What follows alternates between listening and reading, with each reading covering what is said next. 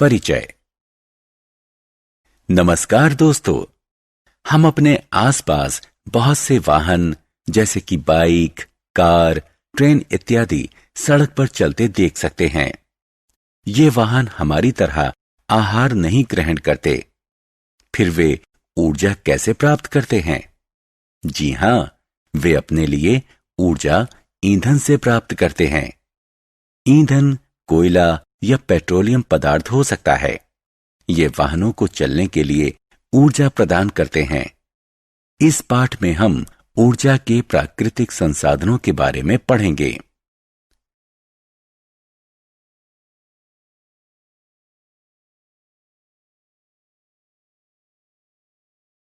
उद्देश्य। इस पाठ के अंत में हम निम्न करने में सक्षम हो जाएंगे: प्राकृतिक संसाधनों और उनके प्रकार को परिभाषित करना, कोयला और इसके दूसरे उपयोगी उत्पादों का वर्णन करना, पेट्रोलियम और इसकी परिष्करण यानी रिफाइनिंग प्रक्रिया का वर्णन करना, पेट्रोलियम के विभिन्न अवयवों और उनके उपयोग बताना, प्राकृतिक गैस और उसके उपयोग का वर्णन करना।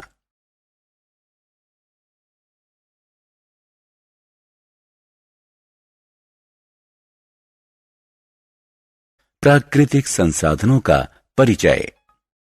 अनुज, तुम क्या कर रहे हो? विनय, मैं पटरियों पर दौड़ती ट्रेन देख रहा हूं। मुझे यह बहुत अच्छा लगता है। कुछ ट्रेनें बहुत तेज चलती हैं, जबकि कुछ धीमी चलती हैं। लेकिन मैंने कई बार देखा है कि कुछ ट्रेनें ढेर सारा धुआं छोड़ती हैं और कुछ धुआं नहीं छोड़ती। तुम सही कह रहे हो, क्योंकि कुछ ट्रेन इंजनों में ऊर्जा का स्रोत कोयला होता है और कुछ में डीजल। आजकल विद्युत इंजन का भी पूरी दुनिया में बहुत प्रयोग हो रहा है।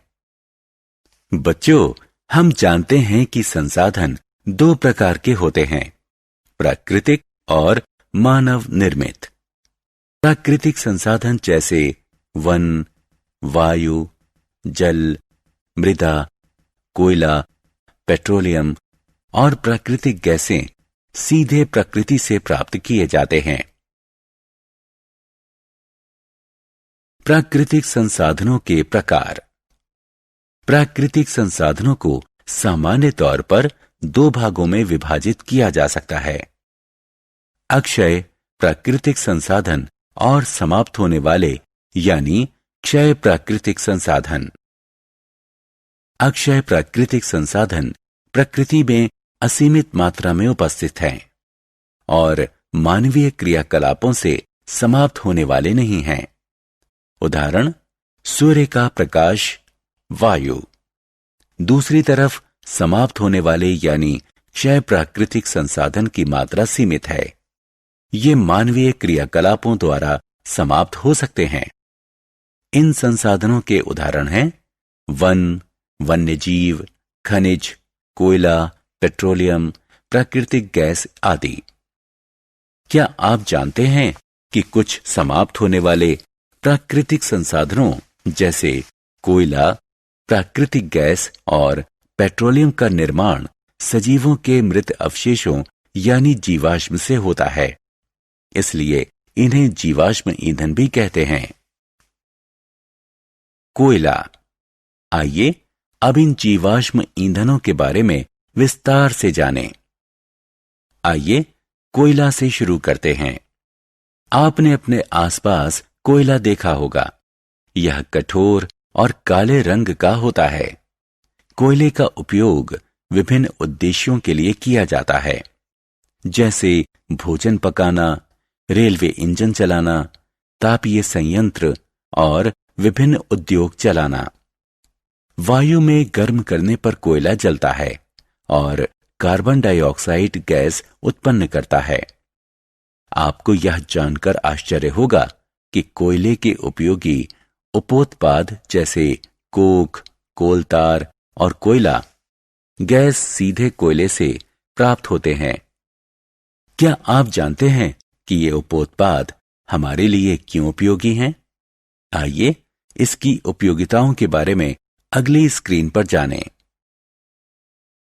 कोयले के उपयोगी उत्पाद। आइए सबसे पहले कोक के बारे में जानते हैं। कोक कठोर, सरंध्र और काला पदार्थ होता है। इसका मुख्य उपयोग इस्पात के औद्योगिक निर्माण और विभिन्न धातुओं के निष्कर्षण में किया जाता है। कोलतार अप्रिय गंध वाला एक काला गाढ़ा द्रव होता है। इसका उपयोग संश्लेषित रंग, औषधि, विस्फोटक, सुगंध, प्लास्टिक, पेंट, फोटोग्राफिक सामग्री, छत निर्माण सामग्री आदि के औद्योगिक निर्माण में होता है। कोयले से कोक बनाते समय कोयला गैस प्राप्त होती है। यह कोयला प्राक्रमण संयंत्रों के निकट स्थापित बहुत से उद्योगों में ईंधन के रूप में उपयोग की जाती है। पेट्रोलियम। दोस्तों, मुझे पता है कि आप सभी को महंगी कारों और वाहनों का शौक है, लेकिन क्या आप जानते हैं कि वो सड़क पर कैसे चलते हैं? इनमें से ज्यादातर या तो पेट्रोल, डीजल से चलते हैं या फिर संपीड़ित प्राकृतिक गैस यानी सीएनजी द्वारा चलते हैं। पेट्रोल और डीजल एक प्राकृतिक संसाधन से प्राप्त होते हैं जिसे पेट्रोलियम कहते हैं। क्या आप देख सकते हैं कि पेट्रोलियम और प्राकृतिक गैस भंडार जल के स्तर से एक स्तर ऊपर प्राप्त होते हैं। पेट्रोलियम का परिष्करण। दोस्तों, अब हम जानते हैं कि पेट्रोलियम हमारे वाहनों के ईंधन का स्रोत है, लेकिन क्या आप ये भी जानते हैं कि पेट्रोलियम गहरे रंग का तेलीय द्रव है और यह विभिन्न संघटकों जैसे पेट्रोलियम गैस, पेट्रोल, डीजल, मिट्टी का तेल, पैराफिन मोम, स्नेहक तेल और अन्य कई पदार्थों से मिलकर बना होता है। इन सभी घटकों को पृथक करने के प्रक्रम को परिष्करण कहते हैं। यह प्रक्रम पेट्रोलियम परिष्करणी में संपादित किया जाता है। पेट्रोलियम के संघटकों का उपयोग। इस सारणी को देखिए। इसमें पेट्रोलियम के विभिन्न संघटक और इनके उपयोग दिए गए हैं।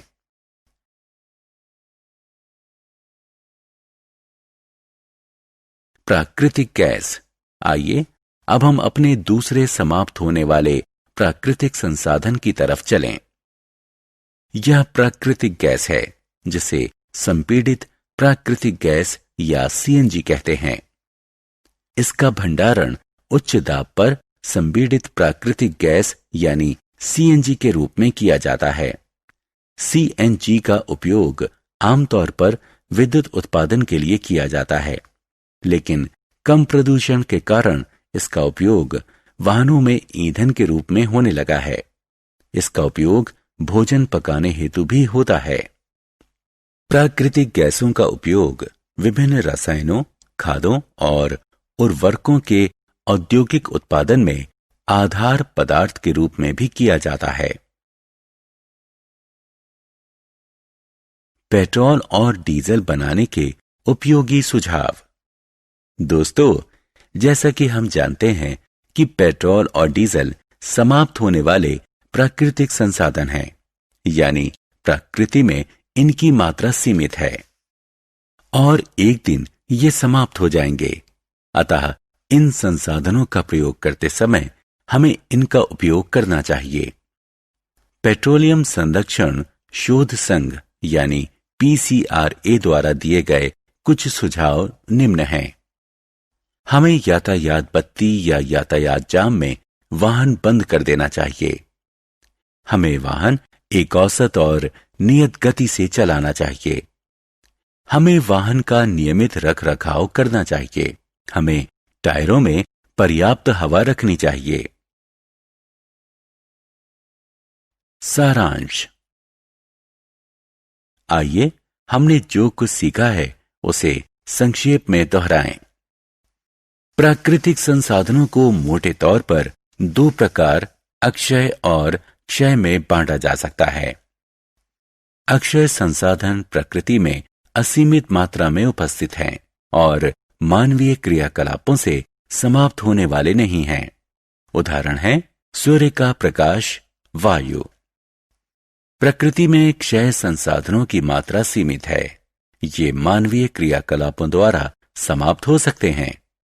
इन संसाधनों के उदाहरण हैं वन, वन्यजीव, खनिज, कोयला, पेट्रोलियम, प्राकृतिक गैस आदि।